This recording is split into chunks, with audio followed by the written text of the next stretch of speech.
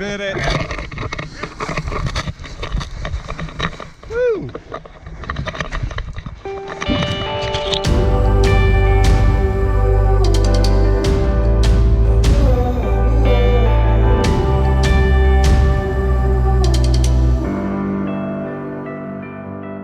Hey everyone!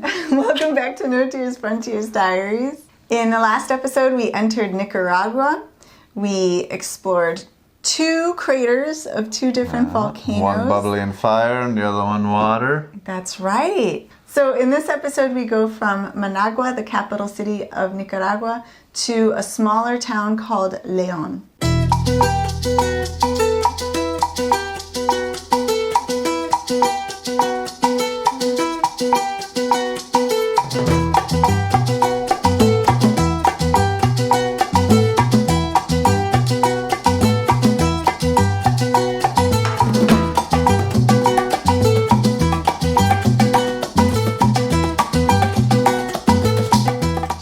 From Managua to León, and it was miserably hot. So we knew we wanted to stay in an Airbnb because camping, which we like to do, spotted here and there. You know, it's just awful sometimes when you're in a tent because the sun. It's just like a greenhouse, right? It's like being in a Ziploc bag. Yeah, for sure.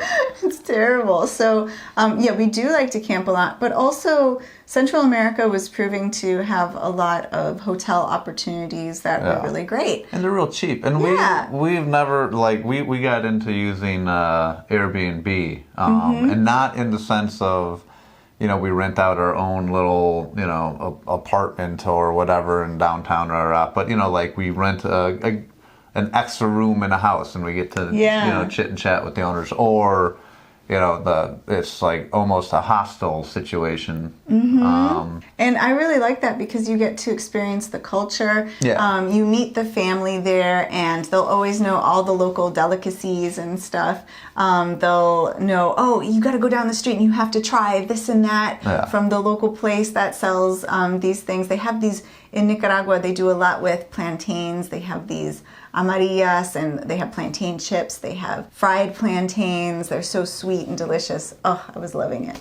When we got to our Airbnb in León, it was nice, but it was just so hot, and like we had a ceiling fan that would revolve like once every 3 minutes. Like there was no actual, like, you know, it didn't do anything. We were suffering. And like the windows were those type where you crank the little thing and they open like the slats. Yeah. Glass kind of slats of glass. It's just glass kind of slats of glass. You know, if you're trying to keep things in or keep things out, it's not the most effective I don't thing. understand that. And we've traveled around Central South America and Africa, and I'm a huge fan of windows that go up and down. And a lot of these countries where there's, you know, malaria or mosquitoes or like all these diseases, like they all have the windows that don't shut properly. Right. So the mosquitoes can get right in, and they don't have proper screens. Just, it doesn't make a lot of sense. And this was like the accumulation of everything having gone wrong in our little Airbnb, because the windows didn't shut properly, and then someone had like attempted to make it look like they've tried to put a mosquito net over it, but it was just as a screen. It was just like someone casted a fish net, and they're like, yeah, it's cool. That's totally good. You know, and it was like we ended up putting our tent on top of the bed that we were to sleep on, because there was no way. Those mosquitoes, I mean, it was like every square foot of airspace, there were just tons of mosquitoes in it, and it was so and like bad. The birthing place was like in our bathroom. Yes. Like, you know, I want to take like a shower, and it's just like. Yep. They had one of those tennis rackets that, you know. They knew they had a mosquito problem. Yeah. So they gave us like the tennis racket and then like this can of Raid that they're like, oh, just spray everything with Raid. And I was like, yeah, no, that's where I'm going to be living. But so I had and we rented it for like a week. So we had to figure out how we were going to best survive within here. And we, you know, I mean, you don't even have to like find them and swing this little electronic tennis racket. You just go like this, you know. Like, you just practice your serves. Yeah, your friggin' Harry Potter spells, and there's you know. It is satisfying. It is, and I don't like just to like admit to people about like killing things. I you know, and that's not what we were. But these were evil. Yes. And they were vampiric because like they came out after like they would all like swarm together. Oh, and it was awful. And then we'd just be in our tent, you know, with our little flashlights on, making sure there's none in. And then just all night you can just hear. You can hear them. It was like creepy. Making little lines of battalions right outside the zipper, just waiting for you to come out of there. It was nuts. We should have turned a little racket on and hooked it up to the fan that only made 1 revolution an hour. And then it would just be this constant. So be warned, there can be mosquitoes in Leon. There will be mosquitoes in Leon. Bailar, bailar, bailar con mi corazón. Bailar, bailar, bailar con mi corazón. So we'd go into town, and as we would cross the bridge into town, sadly the river had a lot of garbage in it, which is something that, you know, it's always sad to see. There's a bit of pollution, you know, as we travel through some of these larger towns. I mean, we could say the same thing as you walk down the streets of Chicago, though. I mean, it gets pretty gross. In New York and rah-rah. It's never nice to see anywhere. No, but especially in not like a metropolitan area. But also in nature. In nature, yeah. But, you know, they did have all of the creature comforts of big cities. You know, they had like a good burger joint, which was, you know, the first time I've had in a while. And so we got used to going to that downtown area every day and just exploring. It was really nice once the sun would set and it would get a bit cooler out. Be hot, but then the mosquitoes would come out, but whatever. Yes, you know, it's what you have to deal with. But we had some online friends that we were meeting up there with who were also motorcycle travelers. Yeah, they're riding a Harley Sportster and a Harley something else. You know? All throughout the Americas, just like us. Jill and Chris from the UK. From the UK. And so we met up with them for dinner one night in Leon, and they were telling us about this incredible experience that they had just had going volcano boarding. Yeah. And I didn't know what that was. I'd never heard of this sport, I suppose. Like I pictured like Silver Surfer or something going down a volcano, you know, but as they're telling to us, it's pretty much like bobsledding down a volcano. Yeah, I feel like it's almost like snow sledding, like just regular sledding, but on a volcano. Yeah. Which to me just sounded, I don't know how that is even possible.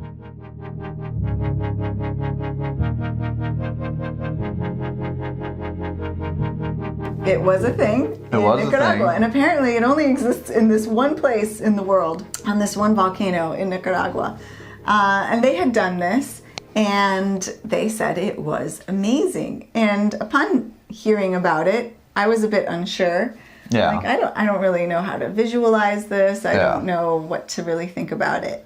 But we did think about it. They said, oh, you know, the money you spend on it goes to charities for the local school children to get school supplies and things like that.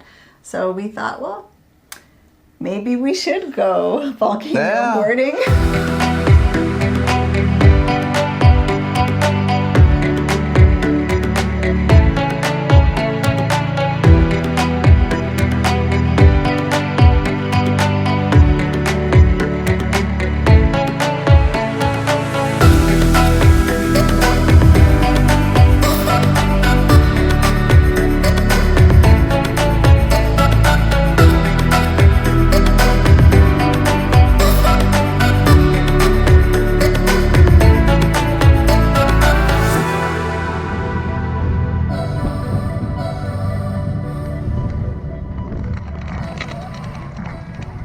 We joined the tour in Leon. Yeah. They took us in the truck to the base of the volcano, and they kind of prepared us with everything that we would need.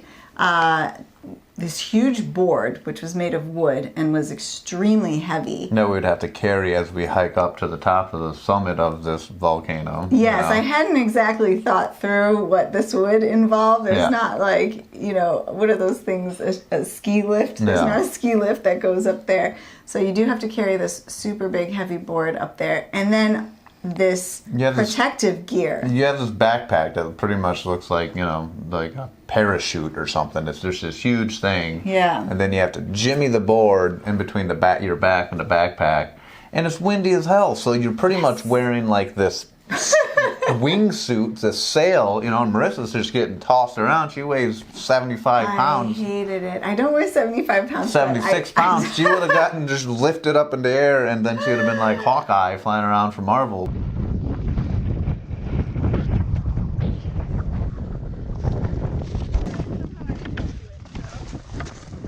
But first of all, it was hot. Second of all, this volcano is technically still active. Yeah. Once you get to the top of it, you can feel the heat of the ground. You just dig a little bit of the ground away, a little of the loose soil, and then it starts steaming. Yeah, you can really see cool. steam coming up from the ground. So not only is it hot outside, but the earth is like an oven radiating at you. You have this huge board that's pushing you around. And I personally struggle going up on hikes that go up a mountain.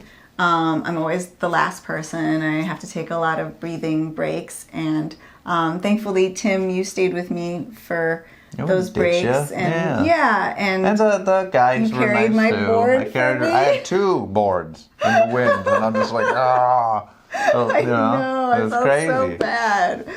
But I was just really struggling getting up that mountain. Yeah, and I mean, hiking is not difficult, but like climbing, I've climbed Mount St. Helens and like a South Sister, and we did that, like, we had just climbed that thing where the Crater Lake, and so there's all, like, I'm aware of what hiking can be, but it was pretty tough on the legs, and your thighs start to burn, then you got these stupid... It was strenuous, for sure. But we did get up there. Up to the top, but there's this one little section that trails off to get to the actual summit, where there's like a crater to your right as well, and then the side of the mountain on your left. But it just reminds me of, because you kind of have to walk single file, and like that side profile picture of the thing from the Lord of the Rings of those who wander are lost. Yeah.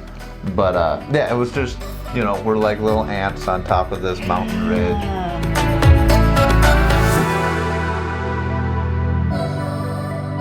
And that whole region is covered in volcanoes. And so you can see as you're walking along that ridge, and there's all these colors to so Cerro beautiful. Negro. It's not just Negro, which is black, but the reds and the oranges and the yellows.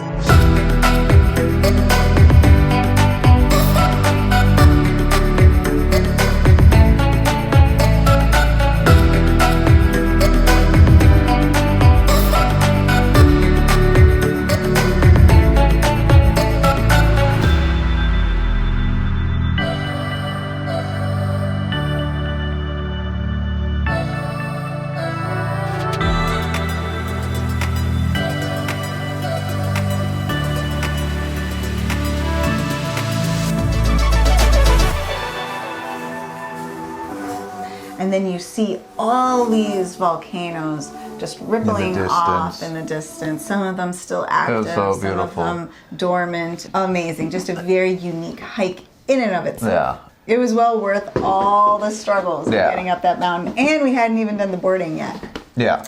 So once we got up there and took a little breather, they were like, all right, it's time to get suited up. So we all break out our minion suits. We all look like a bunch of... I mean, they're almost like hazmat suits. So the whole thing just covers you. And the reason why is because you're going to be boarding down this volcanic pyroclastic cone type sharp stuff. They're like little black rocks that are super, super sharp. And as, you can imagine if you're sledding on snow, there's snow kind of going everywhere. Well, that snow on the volcano is sharp and black and can be very it can be very harsh on the skin. Harsh on the skin.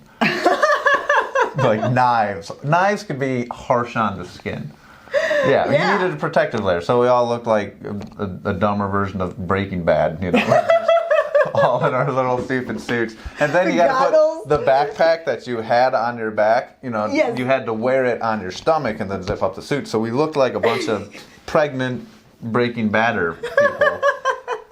We looked stupid. And then but you're what we were ready. about to do was stupid. It so was we looked the stupid. part. Well, I mean, it wasn't stupid. I just don't know the first guy who went up there and been like, hey man, what if we like brought like a board and then like, you know, then we just went down and on the board, you know? And they're like, yeah, let's do that. But I'm glad that dude did that. Yep. Very well protected in terms of like it's not that this is like hard necessarily, it's just like it's sharp and you're covered, so like typically the worst that happens, right, is you might get a few scrapes of like your jumpsuit. And the little fun fact, that's where they had broken a land speed record on bikes, because it does. That's even crazier. That's even crazier. And they had pictures of the dude who had the land speed record, because I don't know what the elements have made that such a special place and not. But you know, it's pretty steep. It's very steep. And it's all just this soft, I guess you could say, pyroclastic rock. You just said that it was hazardous to the skin. And Well, then you're like, yes, but if you're on a but- bike, it's soft. You know, they give you a little brief on how to go down, you know, to use your feet as the brakes and whatever. I mean, Yep. it's not like a whole, you don't watch video, like, you know, It's it's not like super you sit on the complicated. damn board and you You go can't down. steer. Yeah. Right. You can only, like, if you push your heels in, the more you push them in, the more you're braking, Yeah. is what they said. But, like, so we all line up, and the guy in front of me, who's kind of overweight, you know, but he made it past, like, the viewing point of where I could see him, because it's that steep.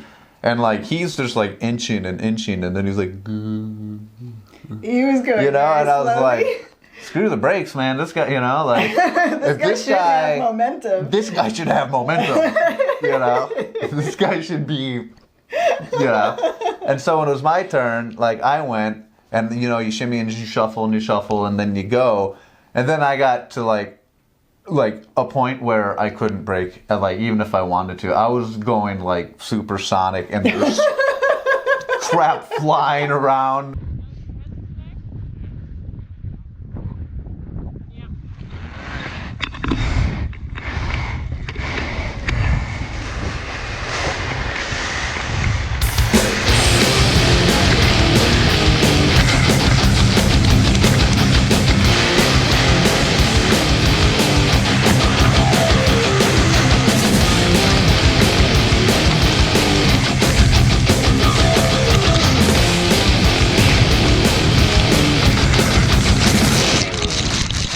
And it was like I was entering the atmosphere of, like, you know, Jupiter or something. It was not, it went from like, oh, this is kind of cool to like, whoa, I'm gaining speed, to like, oh my, it felt like Sonic the Hedgehog and just like, I don't know what's going on anymore.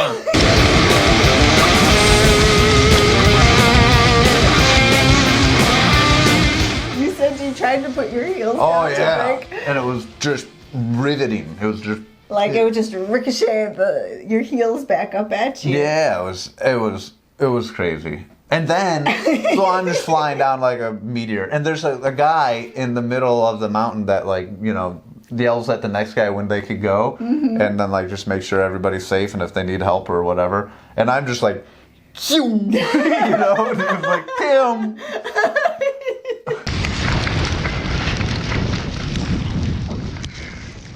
And then I get to the end, and the end of it is not as graceful and smooth, and there's kind of like bumps as it enters back into the earth. And I hit one of these things, and I did like a Tony Hawk freaking gnarly 360 flip What? side.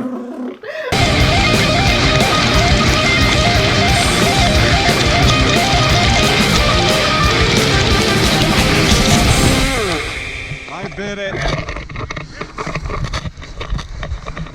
Woo! And I couldn't see any of this, so I had no idea. I just thought, oh, he just, went down. But I'm a cautious person. I like to not take huge risks. despite the fact that we travel around the world on a motorcycle. And you're going volcano boarding. And I'm going volcano boarding. Take those facts aside, she's not a risk taker. Nope. And so, you know, I was like, all right, I got to use my feet as brakes.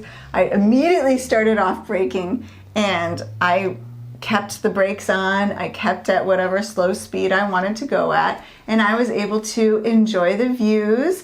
Oh, this is really nice. I was just going down slow and steadily and looking around like, wow, beautiful.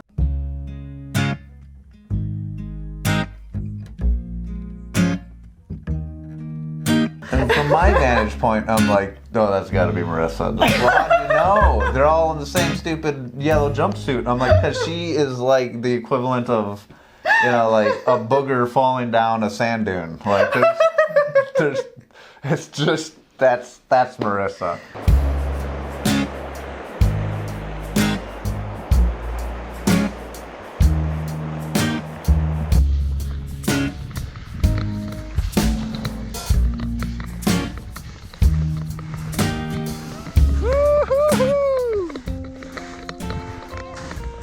I was going fast.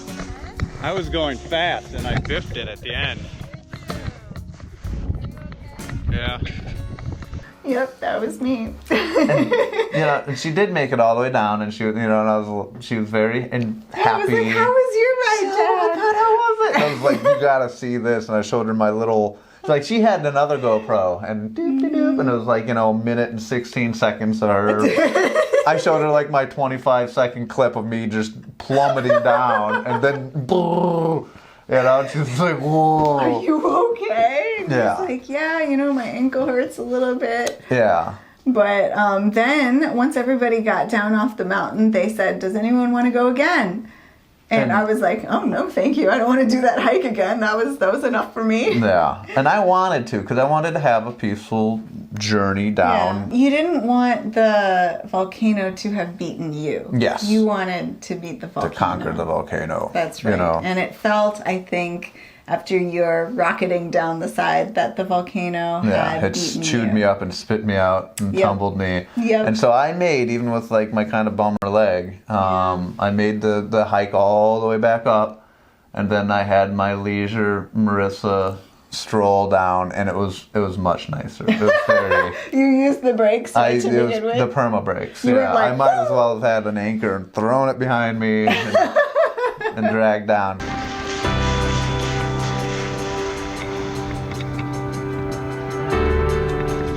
Because it was much more soul satisfying to be able to look around and not think that, you know, I could perish. So we did not perish on our boarding down the volcano, though we almost did. Yes. At least you almost did. But we had an incredible time, and that was just the beginning of our volcano adventures in Nicaragua. So stay tuned for the next episode, and I hope you liked this video. If you did, please give us a big thumbs up and hit the subscribe button below. Ding ding! And we will be seeing you next time. Peace, everybody. Bye! Stay safe.